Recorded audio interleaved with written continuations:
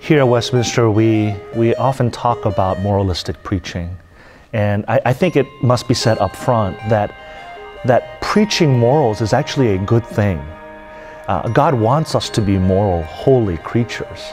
Yet at the same time, what we do as preachers is more than just preach morals. And I think that we need to make that distinction. That is, oftentimes we hear in our pulpits preaching that basically says this. For example, you have characters in the Old Testament.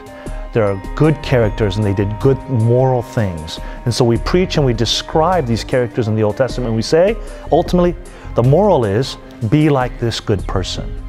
Again, I don't think I would say that's bad or sinful to describe a moral act or a moral person and say, try to be like that person.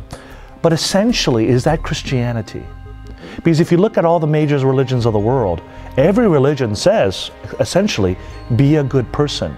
And they can come up with illustrations and stories of their own tradition, of their own past, of their own founder, that talk about how Buddha was good or Muhammad was good. But essentially, is Christianity just about being good?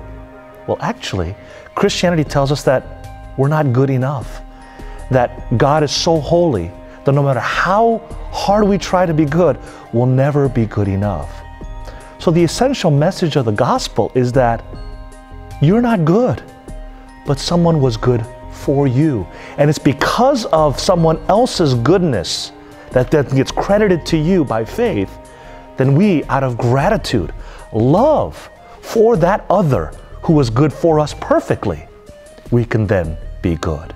And see, so I think morals and moralism is in and of itself not a bad thing, but it has to be put in the right perspective or in the right paradigm. That is the gospel paradigm. So we have to preach gospel sermons. We have to preach Christ-centered sermons. We have to preach Christian sermons that essentially say, you're not good enough, you'll never be good enough, but praise be to God, someone was. And because of what Jesus has done, be good. Be like Him, because now you're united to Him by faith. Now you're going to be more and more like Christ. And so, is moralistic preaching bad? Well, in and of itself, yes.